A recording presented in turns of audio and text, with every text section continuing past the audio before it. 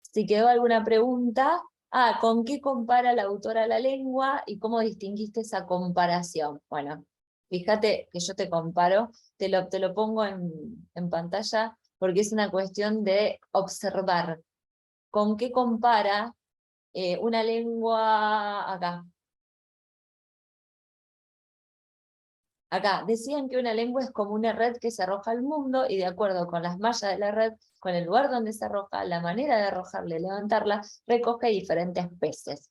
Acá hay una comparación entre la lengua y, porque es una figura retórica, Sí, entre la lengua y ¿qué? con lo que la está comparando acá, Sí, ¿con qué la compara? y con una red. Con una red. ¿Cómo te diste cuenta? Y claro, y sí, Que hay un nexo que sirve para darse cuenta que esto se llama comparación. comunicación. No, hay una palabra visual que se lee Ah, que indica que acá se está comparando. Lo anterior era una metáfora. La frase anterior que yo te dije, metafóricamente lo está diciendo, utilizó una metáfora, pero acá utiliza otro recurso, recurso literario o lingüístico, se llama comparación. Hay una palabra que funciona como nexo, como los nexos de las y no coordenadas. es red, es otra. Es una palabra, sí, decían que una lengua es como una red que se arroja al mundo, de acuerdo a las mallas de la red, el lugar donde se arroja, la manera de arrojarla, recoge diferentes peces. Hay una palabra que se usa para introducir comparaciones. ¿Cuál crees que es? Para introducir comparaciones, supongo que cuando dice cómo, Exacto, una, esta, ¿cómo? claro, Exacto, es el cómo. La autora utilizó antes una metáfora y ahora una comparación. Esta pregunta está puesta para que observemos también lo que me interesa, como nosotros tenemos que ver este tipo de figuras y empezar a reconocerlas en la lectura, está la pregunta de cómo distinguiste la comparación, porque hay un nexo, hay una palabra, que es el claro. cómo, que lo vamos a poner acá. El nexo, cómo. Bien. Voy guardando la clase. Bien, antes de pasar a los intraducibles, que es donde te contaba lo de los TikTokers, este TikToker que Sí. se hace y le cuenta, bueno, porque si no te lo contamos es intraducible la palabra, sí me gustaría que compartamos entonces el, eh, el material de Jacobs. El material de Jacobson, que empecemos ya a introducir un nuevo, lo tengo que abrir acá, genial, un nuevo autor, además de Saussure, Jacobs, que creo que lo tenía acá.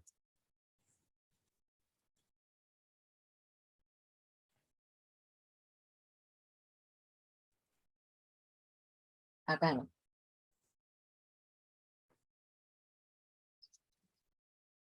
Acá, así.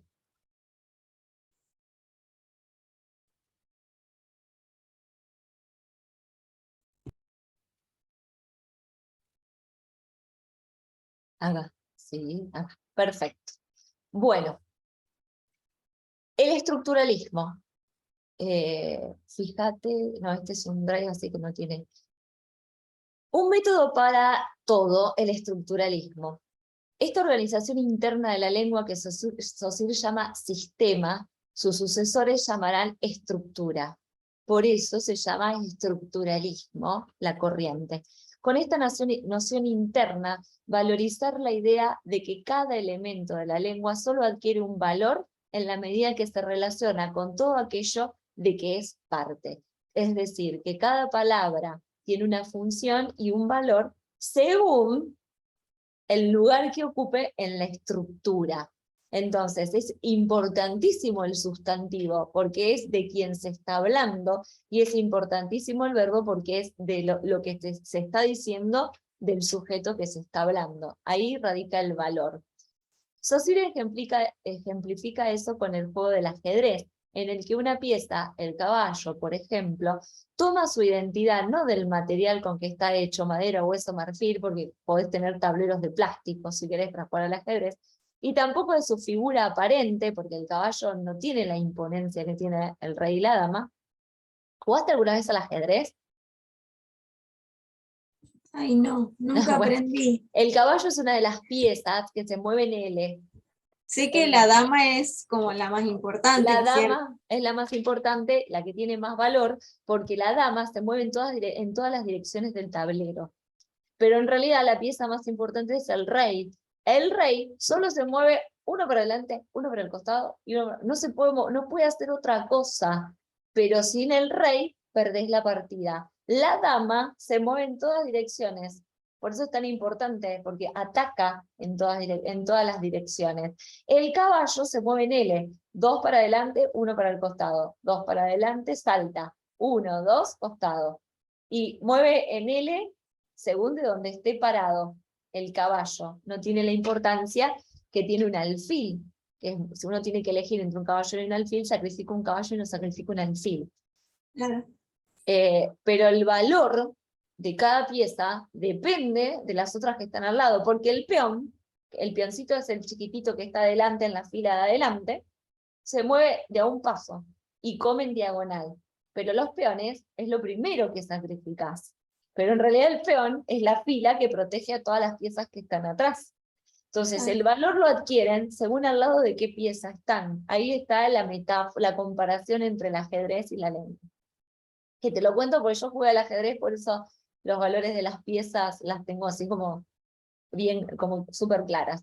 Y inclusive muchas veces observando partidas, podés predecir qué va a pasar según las piezas que están adentro del tablero, el valor de las piezas que están adentro del tablero. Bien.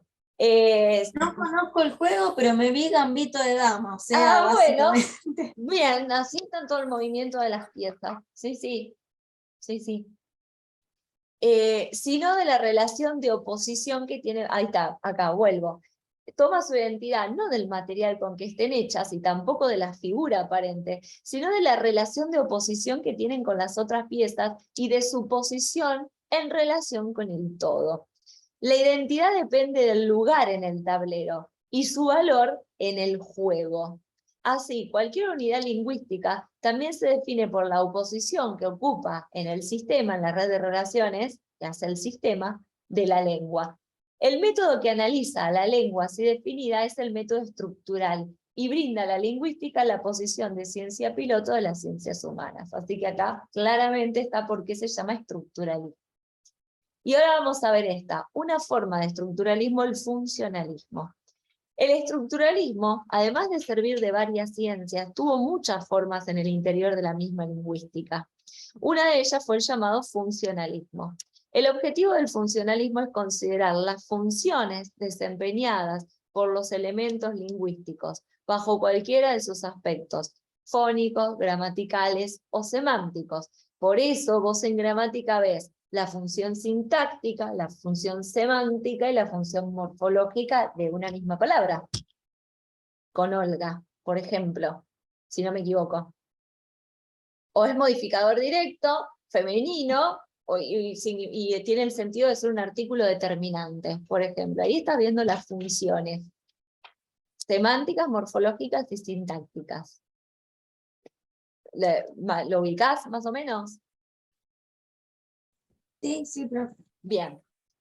En cuanto a los aspectos fónicos, lo que la fonología va a establecer a través de la noción de función es que entre los rasgos sonoros físicamente presentes en una pronunciación, solamente algunos tienen aspectos distintivos, es decir, algunos solamente tienen función en la comunicación de una información. Esos son los rasgos considerados fonológicamente pertinentes. Por ejemplo, el rasgo que distingue, no leo, T o D en la oposición diente-tiente, en que T es sordo y D sonoro. O si decís soldado, perdón, o si decís niño o niña, entonces ahí estás identificando que ese sonido te marca una diferencia. Eso es la más fácil de entender, que es el género femenino-masculino. Ya entre soldado y sordado no hay oposición, y la diferencia en esa posición no es pertinente porque L y R no distinguen un signo de otro. Acá un ejemplo más complejo, pero si te lo digo niño o niña, es mucho más simple de entender. Esas distinciones van a ser utilizadas para describir no solo los sonidos, sino también las unidades gramaticales o semánticas. El problema es que cuando se trata de encontrar rasgos para distinguir significados o formas y construcciones, los estructuralistas se enfrentan con serias dificultades. ¿Cuál es el rasgo que distinguiría, por ejemplo, en el nivel semántico amor de afecto? O en el nivel morfológico, ¿qué rasgos distinguen canté de cantaba? La pregunta es re interesante, porque estas preguntas empiezan a aparecer cuando se empieza a tener en cuenta que la lengua está viva y se usa en un sistema de comunicación, y que esos rasgos son los tintes de lo que Cassin dice, la lengua es un todo. La diferencia entre amor y afecto aparece culturalmente, mucho más allá de lo que es gramaticalmente. Hay una diferencia de cultura, no es lo mismo amor que afecto en nuestra cultura latina. ¿Se entiende esto? Y canté y cantaba tiene que ver con un tiempo, hoy o ayer.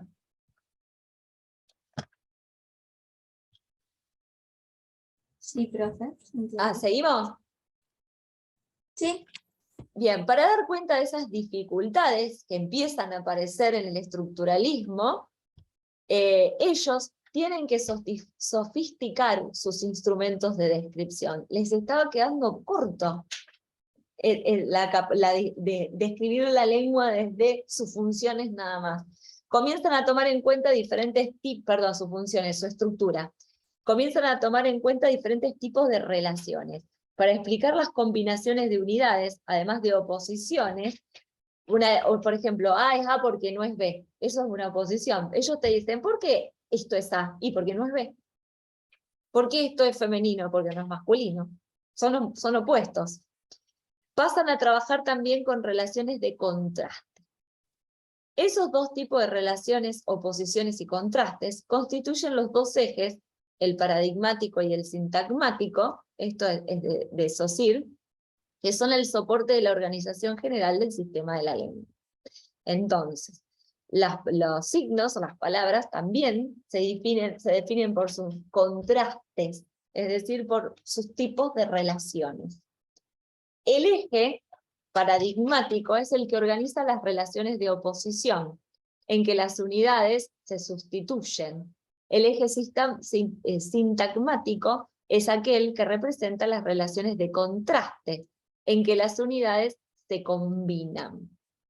Que no es exactamente lo que a mí me interesa, porque son las relaciones sintagmáticas y paradigmáticas que están en el material de Saussure mucho más explicado. Así, toda la estructura de la lengua estaría sostenida por relaciones de sustitución, combinación o contraste en la lengua. Si estas consideraciones tornan más satisfactorio el análisis de las formas significantes, del nivel de la fonología y de la sintaxis, no incrementan mucho el análisis de los significados que a nivel semántico, es decir, que se construyen en la comunicación. Este es un límite que siempre va a perturbar al estructuralismo. Por lo tanto, pensar a la lengua desde las relaciones de contraste, oposición, es muy escaso, es limitante, porque entonces, ¿qué pasa cuando alguien te dice posta? ¿A dónde ubicas posta en esa estructura? ¿A qué lo contrastas o a qué lo pones? Falta un componente, que es la lengua en su cultura. ¿Hasta acá vamos? Sí. Bien, y acá vienen las múltiples funciones, que es lo que me interesa enfocar. No solo la noción de relación, sino también la propia noción de función fue entendida de varias maneras por los estructuralistas. En realidad hay una más de un funcionalismo.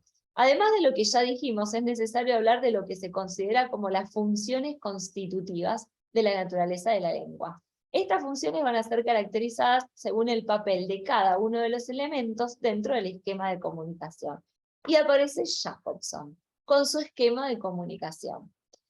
el emisor, el receptor, el mensaje, el canal y el código. Este esquema es el esquema básico, hoy considerado sumamente superado. O sea, vos decís, bueno, a ver, esquema de comunicación, y hoy, siglo XXI, ves este esquema, decís, bueno, este es el esquema básico de Jacobson del siglo pasado, en el que hoy aparecen muchísimos otros elementos más que no eran considerados en este momento. Por ejemplo, posterior a este esquema aparece uno que incluye el ruido, porque en la comunicación también pasa un camión, en una conversación, pasa un camión y la persona no escucha la palabra, y el ruido ni siquiera lo ha tenido en cuenta, o la interferencia en un diálogo. Y aparece después el ruido como un elemento constitutivo del circuito de la comunicación. Pero nadie tenía en cuenta que si el emisor y el receptor hablaban la misma lengua, pero no manejaban las mismas connotaciones, tampoco se podían entender. Entonces, las competencias culturales después aparecen en el circuito de comunicación, porque si te digo posta y no sabes qué te estoy diciendo, no nos podemos comunicar. Por eso vuelvo a repetir, este es el esquema básico, inicial, pero es la representación de Jacobson. Emisor quien emite el mensaje, receptor quien lo recibe. Un minuto. No, nos vamos a la cancha. Sí, a su casa sí, pero te invitó. ¿Segura? Bueno, si del Gino que te llene. El receptor, quien recibe, que después inclusive se discute la noción de receptor para hablar de destinatario y receptor, porque no es lo mismo un receptor. A ver, por ejemplo, un profesor dice, está feo, el que no hizo la tarea tiene una actividad extra. No todos son destinatarios. El destinatario es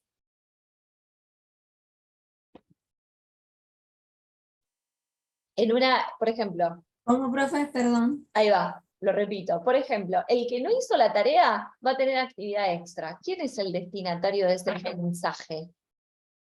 Y los alumnos, en este caso. Claro, pero ¿cuáles? Y los que no hicieron la tarea. Bien, pero ¿quiénes reciben el mensaje? Que son los receptores.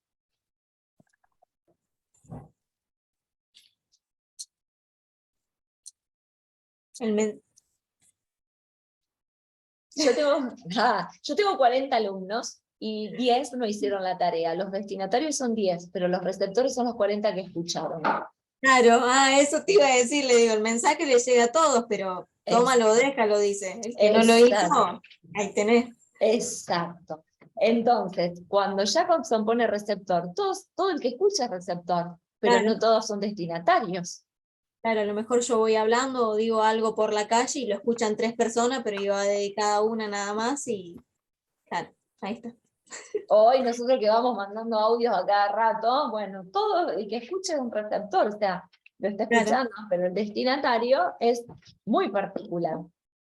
Bien, en este cuadro no estaba receptor, ahora tenemos receptor destinatario. En este cuadro no hay flechas, pero el destinatario, cuando responde, se convierte en emisor, y el emisor, cuando escucha la respuesta, se convierte en destinatario. Por lo tanto, no son fijas. No son fijas, no hay más las posiciones. Por eso acá después va a aparecer una flecha con 2 puntas, porque son intercambiables. Espera, Gianni. ¿Qué querés tomar, amor? Toma un té, una leche. Toma una soda.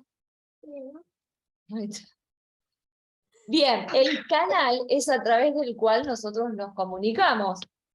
Hay una infinidad de canales hoy para comunicarse con una persona que en este momento histórico no existían. El mensaje es lo que decimos, esto no ha cambiado, el mensaje tiene ese peso, y el código es en qué lenguaje nos comunicamos. Si en lenguaje verbal, no verbal, si es después, si es verbal, en qué lengua lo estamos haciendo. Si compartimos el código hoy podemos hablar la misma lengua, pero no necesariamente compartir los mismos códigos. Entonces, hoy no solo hablamos de que nos estemos comunicando en un sistema en el que compartamos también los códigos culturales y sociales de ese sistema. Por eso, estas son las funciones básicas, pero que después se fueron ampliando a medida que se fueron complejizando los estudios sobre este circuito de la comunicación. Pero en ese momento fue muy importante que alguien esquematice cómo funcionaba. Y la realidad, que es el referente. ¿Sobre qué estoy hablando? O sea, tener en cuenta la realidad. Que después aparece también referente y tema. No solo la realidad, sino también de qué estoy hablando. Se empiezan a aparecer. ¿Hasta acá? ¿Vamos bien? Sí, hasta acá vamos. Bien. Si no había chispoteado antes, pero ya después con el ejemplo le agarré. Bien. Tenemos entonces las funciones expresiva centrada en el emisor. El emisor se expresa. Entonces, acá tengo una función expresiva. Cuando el receptor se convierte en emisor, la función expresiva está de este lado, pero siempre está en el emisor. Entonces, una función del lenguaje es la expresiva. Se centra en el emisor. Muy clásico en la literatura, que tengo la función de expresarme, expresar mis emociones. Después tengo otra función. Me paso acá. Cuando una persona dice ay, por ejemplo, la función dominante es expresar el sufrimiento o el sentimiento de quien habla. Acá centramos entonces la función expresiva. Función conativa. Si alguien dice, Juan, ¿viste la película? Al decir Juan, está centrando la función de su habla en el destinatario con quien está hablando. Entonces, la función conativa se centra en el receptor destinatario, el que debe interpretar que se le está hablando. Los 10 que no hicieron la tarea. Entonces, la función expresiva corresponde al emisor. La función conativa corresponde al receptor después destinatario. La función referencial, cuando alguien dice son 2 horas, está centrando su comunicación en un estado de cosas, en el mundo, en el referente. O cuando alguien te contesta, agarralo, está arriba de la mesa. ¿Y dónde está la mesa? Bueno, yo sé, conozco la realidad, dónde está la mesa. Entonces, la función referencial tiene que ver con el contexto, con conocer el mundo que rodea a esa frase. Hoy voy. Hoy es viernes. Pero el que mire la clase mañana, hoy no es el sábado, fue el viernes. ¿Se entiende? Es como depende de el contexto en el que se diga. Claro, sí. La función referencial está puesta entonces en ese mundo o contexto. La función fática. Hola, todas las veces que alguien dice, hola, ¿qué tal el clima? Se está privilegiando en la comunicación el contacto, esto ya lo habíamos hablado, el contacto entre las personas. Ahí está la función fática, por lo tanto está entre el emisor y el receptor, en la generación de un contacto entre ambos, la fática. Después tenemos la función poética. En general la función aparece en la literatura, pero ella aparece cuando se privilegia el mensaje en sí, la comunicación. Por ejemplo, cuando en vez de decir muchacha se dice gata, bueno, o pibeta en el tango de principio del siglo XX. La función poética está en el mensaje. Acá tenemos la función expresiva, la conativa, referencial, fática, y acá la poética. ¿Se va entendiendo? En cada elemento, Jacobson puso una función prevaleciente. La función metalingüística está puesta en el código, porque metalingüístico hace referencia al conocimiento de la lengua que se está hablando. Conocer, por ejemplo, qué significa hola o que hola se escribe con H. Cuando, por ejemplo, se dice un sinónimo, se explica el sentido de una palabra, o se dice que la palabra casa es un sustantivo. En esos casos estamos usando el lenguaje para hablar del propio lenguaje. Por ejemplo, en lengua, Olga se la pasa utilizando la función metalingüística, porque está explicando con la lengua la propia lengua. La A es el artículo que modifica directamente a niña. Bueno, eso es función metalingüística. Y el centro está puesto en el código que se está utilizando. Cuando alguien explica cómo se baila en una chacarera, cuáles son los pasos de la chacarera, es una función metalingüística, porque está explicando justamente con el lenguaje artístico, con el movimiento, cómo se debe hacer el movimiento mismo.